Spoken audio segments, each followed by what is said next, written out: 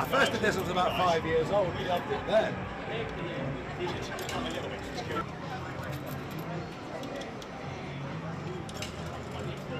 We're beginning to win. Come on. So depending on how ambitious you are, we can always do the racing car there.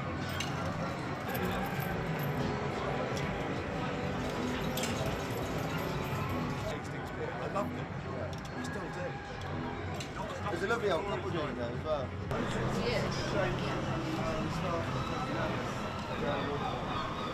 So ignore me. Just do. I'll let you interact. I'm ignoring it. Never before in the history of these islands have people's lives been so fundamentally changed and affected by a population explosion on a level that nobody could even have imagined. The population is up 10 million since Blair came to power, 6 million since David Cameron came to power. And the impact of that on accessing health services, the impact of that on rents, the impact of that on housing availability, the impact of that on traffic, on infrastructure, on everything. And I would argue very strongly that the population explosion has diminished the quality of life of everybody in this country. And yet, bizarrely, the other two would rather not even talk about it because they're both responsible. I've always been a disruptor. You know, I think we have a sort of status quo. The truth is that between Labour and Conservatives, on economics there are almost no differences. On immigration there are almost no differences. On really big issues, they argue like, you know, they argue as if they're in a cat fight. But the reality is there are no big philosophical fundamental differences at all. And we've injected something new and fresh into this campaign. I have no doubt we are the subject of most conversations around people's breakfast tables. And hey, you know, we might just keep growing. And I think we've got a good chance of that. I do. I've just got back there. Absolutely shocking. What are you doing, shopping? Have a bit of fun? No,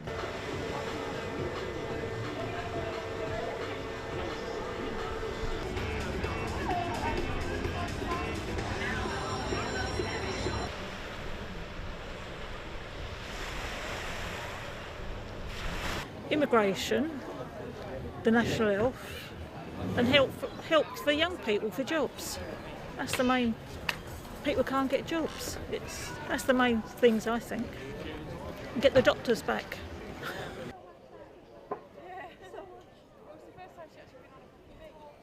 This country's getting a joke, a complete joke. I mean, you've got to not mean if there's a war, people should come over, but the boat people, it's bad because we put them in hotels, giving them money, and our soldiers are sleeping on the street, and it's not right. Immigration and NHS. the NHS, yeah. It's mainly the NHS, really. Yeah, and all the promises and nothing ever gets done. You feel like every time they vote, whoever it is, whether it's Labour or Tory, they're just lining their pockets to be, you know, they're earning a lot of money. It's how it seems the rich just get richer and everyone else stays as they are. Mm.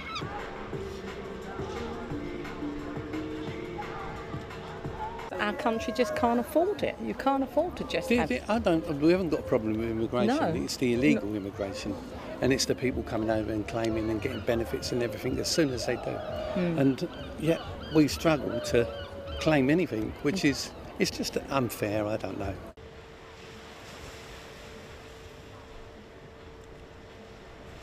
Well, Nigel Farage is trying to weaponise the issue of immigration in quite a simple way, which is to say he explicitly campaigned in the 2016 referendum saying if we take back control of our borders, we can cut immigration. The reality has been since we left the European Union, with the Tories in charge, net immigration has reached record numbers, over 700,000 in the last year we have the data for.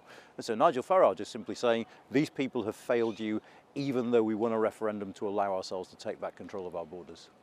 Party is disciplined, you can do anything you want. I mean, the beauty of our system is Migration is really important to the UK economy because it's a source of growth, because in areas like social care in particular, we are massively reliant on an immigrant workforce to do jobs that British people aren't willing to do. Immigration is really important in some of the more higher skilled occupations you see in the tech sector, in academia. This notion that the Conservative government brought in of attracting the best and the brightest means from round the world. So there is an economic benefit to having immigration. And of course, the one thing I haven't mentioned yet is our universities benefit hugely, both intellectually and financially, from having foreign students who pay a higher fee than domestic students and effectively subsidise those domestic students. He's desperate to be at next Friday, so he can leave home, go on holiday,